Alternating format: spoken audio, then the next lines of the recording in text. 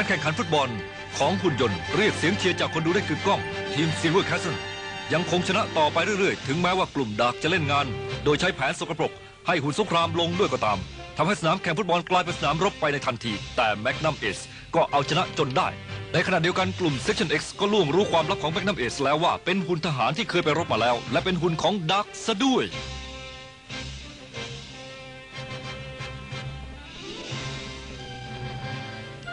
เสนอตอนศัตรูตัวใหม่ GZ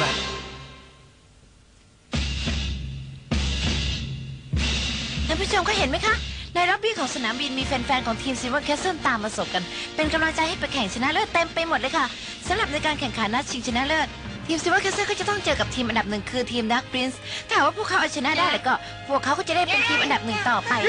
ยังคงทีมอื่นต้องขอแข่งอีกนะคะถ้าไม่มีทีมไหนสามารถเอาชนะเขาได้อีกแล้วเขาก็จะได้เป็นอันดับหนึ่งไปตลอดสมใจพวกเรานะคะคราวนี้เอาใจช่วยเขาด้วยนะคะท่านผู้ชมทุกคนเอาใจช่วยเขาด้วยนะคะฉันอยากจะช่วยสู้ตายรู้สึกจะมากันแล้วนะคะถ่ายรูปมาแล้วขอถ่ายรูปหน่อยครับเนี่ยถ่ายรูปโอ้นี่กะลาพยายามเข้านะแมกนัมเอสอย่ายอมแพ้นะไม่วินดี้แล้วเขาหนาสิว่าแคสเซอร์เปียกโอ่งสู้เขาอะไรกันเนี่ยโอ้โหท่านผู้ชมเห็นไหมคะไม่มีใครมีทีท่าว่าจะเหนื่อยจากการแข่งขันกับรูเอนเจนเลยนะคะอุ้ยคุณแม่วินดี้ของฉันก็มาด้วยนะคะเนี่ยดูสิมันอะไรกันเนาะคงเป็นพวกนักข่าวละมั้งเอาละค่ะอันดับต่อไปเราจะขอสัมภาษณ์ความรู้สึกของผู้จัดการทีมซิลเวอร์แคสเซิลนะคะผู้จัดการกล่าวอะไรสักนิดไหมคะผู้จัดการครับพูดนิดเดียวแล้วก็เลยสักหน่อยครับอย่างไรก็ได้ครับพูดนะครับถือว่าเราจะพยายามนะคะที่จริงฉันก็เพิ่งเคยขึ้นเครื่องบินครั้งแรกนะเนี่ยถ้าหากทีมซิลเวอร์แคสเซิลสามารถเอาชนะทีมอันดับหนึ่งได้ต่อไปก็จะได้ตำแหน่งทีมชนะเลิศขึ้นมาแทนทีมดักปรินซ์ที่เป็นแชมป์ในสมัยทันทีเลยนะคะท่านผู้ชมคะเราก็ต้องคอยติดตามชมต่อไปนะคะว่าจะเกิดปาฏิหาริย์ขึ้นกับทีมซิลเวอร์แคสเซิลหรือไม่และทีมดักปรินซ์จะครองตำแหน่งแชมป์ต่อไปหรือว่าจะหลุดจากตำแหน่งแชมป์ในคราวนี้หรือเปล่านะคะแหมดูสิคะรู้สึกว่าเป็นการแข่งขันนัดสำคัญจริงๆโอ้โหดิฉันจะระทึกใจไปด้วยเลยนะคะเฮ้ยให้ตายสิน่าเบื่อจังมัดเลยพวกนักข่าวนี่จริงยังก็อยู่ในความฝันอย่างนั้นล่ะมีคนมาคอยเชียร์เราเยอะแยะแบบนี้ผู้จัดการอย่างฉันก็ปลื้มปลื้มนะปลื้มได้แต่อย่าเหลิงก็แล้วกัน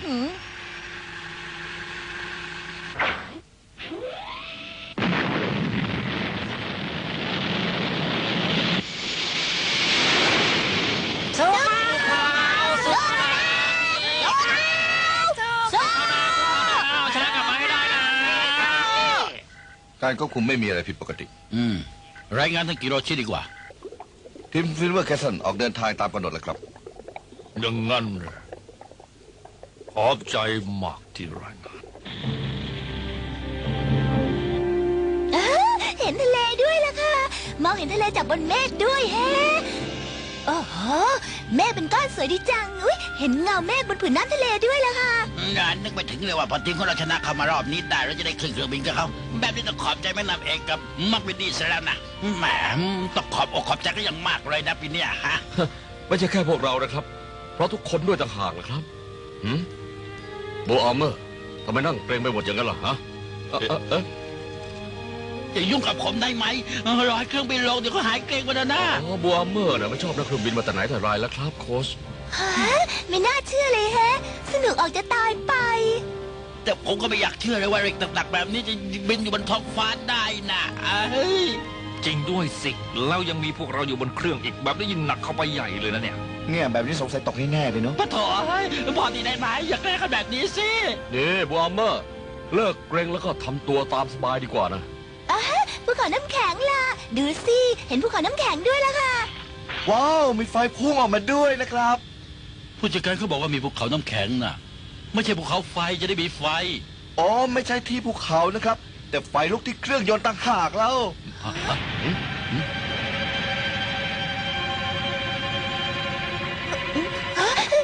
แย่แล้วไฟไหม้นี่นะรีบไปบอกกัปตันให้รู้ก่อนดีกว่า อ้าวเดี๋ยวก่อนสินี่อย่าเพิ่งไป กัปตันคะฮะ เครื่องยนต์เบอร์หนึ่งไฟไหม้ เครื่องยนต์เบอร์หนึ่งไฟไหม้ทำให้ระบบควบคุมการบินผิดปกติ อะไรกันเนี่ยแล้วกัปตันหายไปไหนอะตายแล้วอ้าย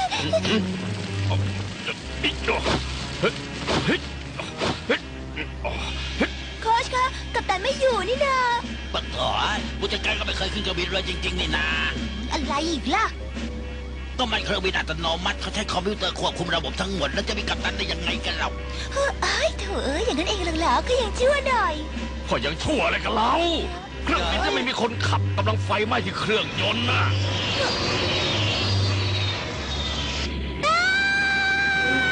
ตาย โอ้โห นี่มันอะไรกันขนาดนั้นเนี่ยฮะขับเองก็ได้เอา นายช่างใหญ่ซ่อมเครื่องบินได้ด้วยเหรอ ก็ยังไม่รู้เลย นี่ แล้วมีใบอนุญาตขับขี่เครื่องบินด้วยหรือเปล่าล่ะฮะ เป็นตะขวงเราซื้อมาแล้วอ้าว ใช่เยอะยอดเลย แต่ว่าใบขับขี่ อะไรนะไปกับขี่บุคคลเหรอ ก็ขับได้แต่เครื่องขนาดเล็กเท่านั้นนะสิ เฮ้ อันนี้ละมั้ง หายสวยชะมัดเลย ต่อไปเป็นข่าวนะคะ ขณะนี้มีรายงานเข้ามาว่าเครื่องบินเฉพาะกิจที่บรรทุกนักกีฬาของทีมซิลเวอร์แคสเซิลเพื่อเดินทางไปแข่งรอบชิงชนะเลิศกับดาวปรินเมื่อเช้านี้ได้หายสาบสูญไปค่ะ ขณะนี้ทางกองทัพอากาศและหน่วยลาดตระเวนกำลังตามหากันอย่างเต็มที่นะคะ มีรายงานข่าวว่าเครื่องได้หายสาบสูญไปทั้งลำเป็นเวลากว่า3 ชั่วโมง ตอนนี้ทุกคนเป็นห่วงอยู่ โอ้ย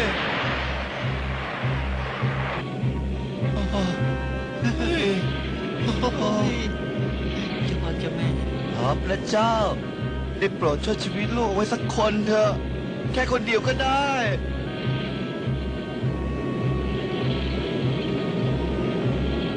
นั่นพื้นที่นี่นะมองเห็นฝั่งแล้ว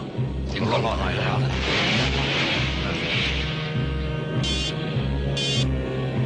กัปตันไม่เก็ตพูดนะหวังว่าทุกคนคงจะสวดมนต์ไว้เรียบร้อยแล้วเดี๋ยวเราจะได้ไปชูดกันแล้วนะแต่ว่าที่ไหนยังไม่รู้นะ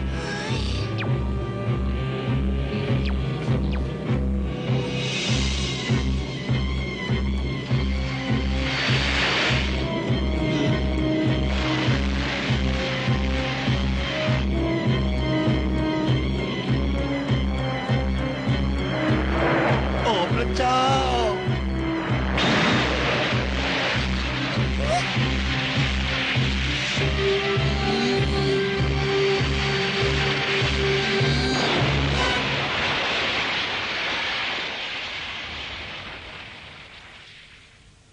ไม่น่ารอด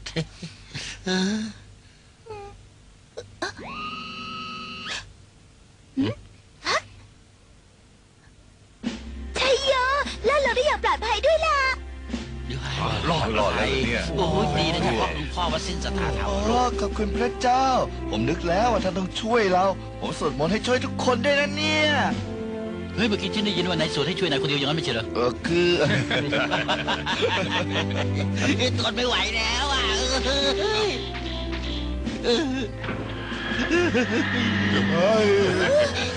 ปัดเถอยมันหนาวนะปิดประตูซะเร็วๆสิ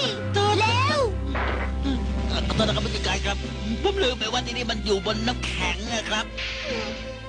เป็นยังไงบ้างฝีมือขับเครื่องบินของฉันถ้าไม่มีฉันก็ป่านนี้คงตกอยู่ในแถวทะเลแล้วละมั้ง ฝีมือร้ายไม่เบาเลยนะ สมแล้วที่เป็นแม็กเกลว่าแต่ว่าถ้าจะช่วยบอกว่าที่นี่มันคือที่ไหน จะเป็นเพราะคุณอย่างยิ่งเลยนะ ก่อนรู้สึกว่าจะเป็นแถบขั้วโลกนี่แหละนะ แต่ว่าฉันจะไปรู้ได้ยังไงว่าขั้วไหนกะ แล้วรู้หรือเปล่าว่าเครื่องมันเสียหายแค่ไหน ก็จะไปรู้ได้ยังไงอ่ะ เอา ฉันแค่ช่างเครื่องหุ่นยนต์นะไม่ใช่ช่างเครื่องบิน ถ้าอย่างนั้นพวกเราก็ต้องถูกที่อยู่บนน้ำแข็งเนี่ยสิ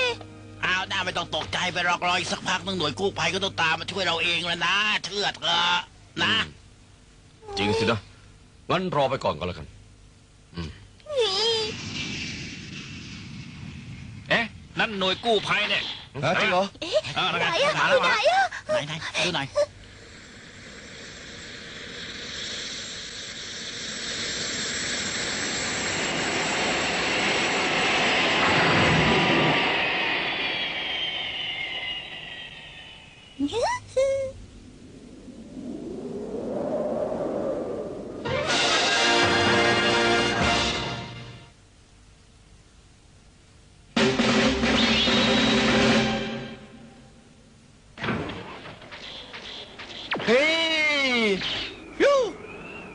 ไปช่วยพวกเราได้เร็วทันใจจริง ๆ เลย เฮ้ย แย่จังเลยนะเจ้าวันนี้เผลอลืมเปิดประตูทิ้งเอาไว้อีกแล้ว ขอโทษด้วยนะครับ ช่างเถอะนะหน่วยกู้ภัยมาแล้วนี่นา เฮ้ย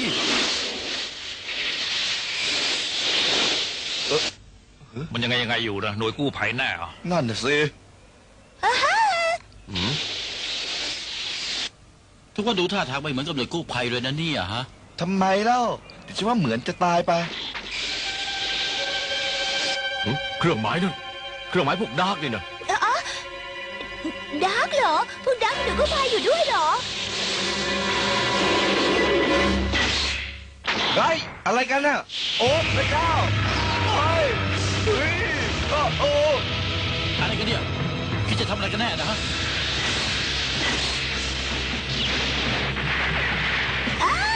อุ๊ย ตารางวินดี้ตัวเรา อะไรอะนี่มันอะไรกันนะ ช่วยพาผู้จัดการหลบระเบิดไปก่อนเร็ว ได้เลย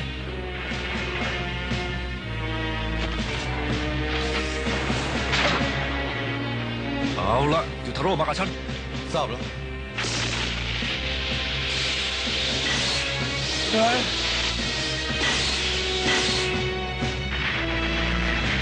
โอ้ยโอ้โอ้ยฉันก็ชอบเรื่องแบบนี้เลยฮะ ไม่เป็นไรใช่ไหมลิวเคน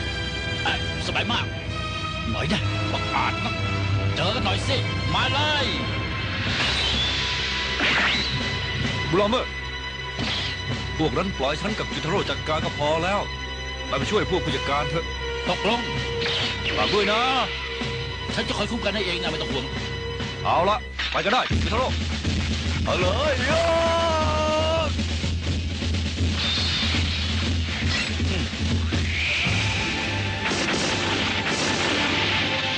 เสร็จฉันละโย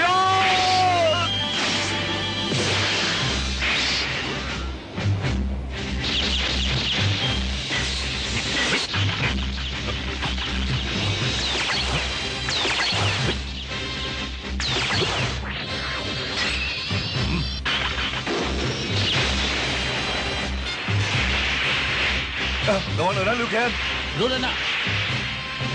พลังดานลิวเคนลูกเตะสลาตันพลังลมพยุงหมุน ลิวเคน ไม่เป็นไรลูกหน้า อะไรกันเนี่ยเกิดอะไรขึ้นอะ น้อยนะพวกมันคิดจะขัดขวางให้พวกเราไปลงแข่งนะสิ เล่นแบบนี้มันก็โกงกันชัดเลย พวกหมาหมู่มาลุกกันแบบเนี้ยปล่อยไว้ไม่ได้แล้ว ไปดูนะเฮ้ย อย่านะยูทาโร่ไม่สำเร็จหรอก ว่าไงนะ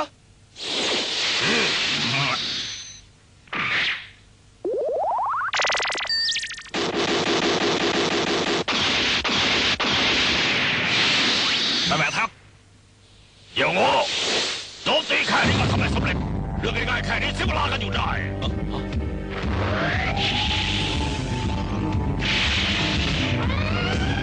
แกใช่ไหมที่เป็นคนยิงเครื่องบินนั่นน่ะ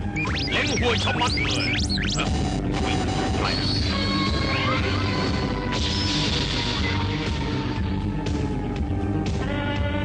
จีแซดไม่ผิดแน่มันคือจีแซดจริงๆด้วย โดยความจำของเราที่ยังล้มเหลืออยู่ ยังมีความจำฉุกเฉินเตือนว่าอย่าไปยุ่งกับมันเลย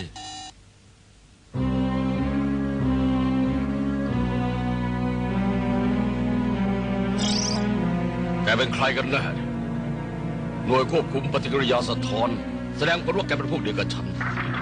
ฉันคือแมกนัมเอส แมกนัมเอสในกองทัพที่ฉันประจำการอยู่ไม่มีใครที่ชื่อแมกนัมเอสเลยนี่นะโอ้ในสงคราม 434 มีหุ่นยนต์รบถูกทำลายไป5 ตัวแต่อีก3 ตัวหายสาบสูญไปอย่างไร้ร่องรอยไม่เคยมีใครพบเห็นซากอีกจนทุกคนคิดว่าถูกพลังทำลายแรงสูงจนไม่เหลือซากแล้วสิแกเองเหรอหุ่นเดชสงครามที่ทอดทิ้งพรรคพวกเอาตัวรอด ฉันไม่ได้ทิ้งพรรคพวกเพื่อเอาตัวรอดนะ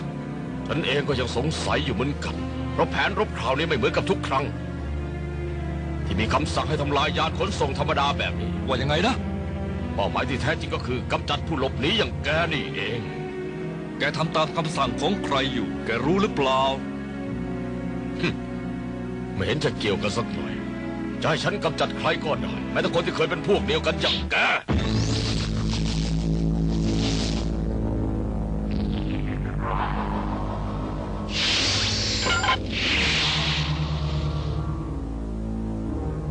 รับไปซะสิ ฉันไม่จะหุ่นสังหารที่ไร้คุณธรรมถึงขนาดทำร้ายคนที่ไม่มีอาวุธ แต่งตัวแบบฮอกกี้น้ำแข็งแบบนี้ มันก็เอาเปรียบพวกเราอยู่แล้วนี่นะ แต่แกใช้ไม้นั่นรับมือพวกเราไม่ได้ มันก็จะระเบิดทันที แค่นี้ก็สนุกแล้วนะจริงไหมล่ะ อีซะถ้าเป้าหมายของแกคือฉันแล้วก็อย่าให้ทุกคนต้องมาเดือดร้อนด้วยแบบนี้สิ มีแผนอะไรอีกล่ะคำสั่งที่ฉันได้รับก็คือทำลายทั้งหมด ฉันก็ต้องทำตามคำสั่ง ปฏิบัติตามคำสั่งไม่ให้พลาด นี่แหละคือหน้าที่ของฉัน แกน่ะมันบ้าไปแล้วนะเนี่ย แกเองก็เคยบ้ามาแล้วนี่นะฉันให้เวลา4 ชั่วโมง เตรียมตัวรบกับฉันให้ดีก็แล้วกัน ถ้าแกจะร่ำลาพักพวก ก็รีบลาซะตอนนี้ให้หมดเรื่องหมดราวเลยก็แล้ว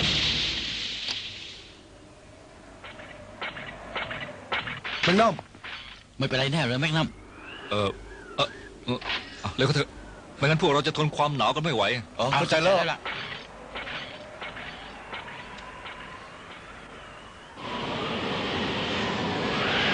จีแซดมันคืออะไรกันนะจีแซดอะ แม่ทัพของหน่วยปฏิบัติการโจมตีน่ะสิ แล้วมันอะไรกันเล่าทำไมจะต้องมาโจมตีพวกเราแบบนี้ด้วยเล่าทำไมจะต้องแข่งฮอกกี้กันด้วยอะพวกเราเป็นทีมฟุตบอลนะไม่ใช่ฮอกกี้สักหน่อยนึงอะชิว เฮ้ยใจเย็นๆนะ เอาผู้จัดการครับ ผมไปเจอของพวกนี้อยู่ข้างในนะครับ ฮะอะไรอีกอะฮะนี่มันเสื้อกันหนาวนี่นาแหมขอบใจนะจ๊ะเข้าใจหาของมีประโยชน์ซะด้วย เอาละทุกคนช่วยกันสร้างกำแพงป้องกันพวกผู้จัดการไว้ด้วยนะ อยู่แบบนี้คงทนหนาวไม่ได้นะส่วนซิกกี้ชักกับริงกี้ช่วยเป้ายามเอาไว้ด้วยแล้วกัน แล้วจะมาเปลี่ยนเวรโอเค โอเคเอาละแค่นี้คุณจะพอแล้วละมั้ง ผู้จัดการท่าทางจะหนาวนะ ไม่เป็นไรแน่เหรอครับ สบายมากนะหนาวแค่นี้ทนได้อยู่แล้วล่ะใส่เสื้อกันหนาวแล้วด้วยนี่เนาะ เจอของดีเขาแล้วล่ะ เอ๊ะนั่นอะไรนะครับ ออยล์ฮีตเตอร์ไงล่ะ เจออยู่ในเครื่องยนต์เครื่องบินลำนี้แหละ แต่น้ำมันเราจะทำยังไงอะ รวบรวมเอาจากในตัวของพวกเราก็ได้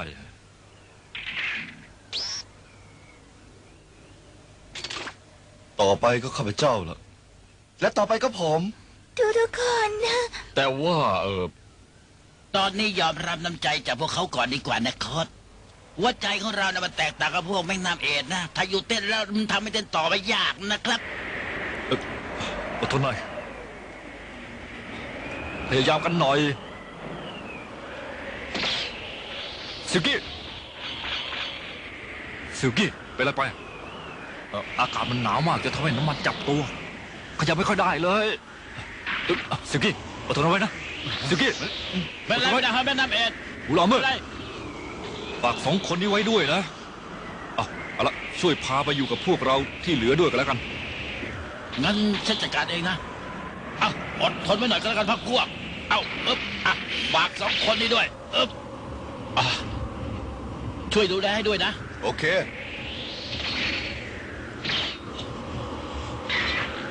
คราวนี้ก็เหลือแต่เราแล้วนะ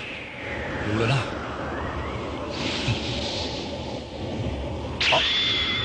เป็นอะไรไปอะแมงนัมเอส ทาโร่อย่าหยุดเคลื่อนไหวนะไม่งั้นน้ำมันจะจับตัวกัน ถ้าน้ำมันจับตัวจะขยับไม่ได้พวกเราสละน้ำมันให้กับเครื่องทำความร้อนแล้ว ยิ่งเหลือน้อยก็ไปใหญ่เลยทาโร่เป็นอะไรหรือเปล่าฮะเคลื่อนไหวไปเรื่อยๆสิเจ้าทาโร่อย่าหยุดถ้าเจ้า GS โจมตีตอนนี้เราก็จบเพกันพอดีอะ รู้แล้วล่ะ อะไร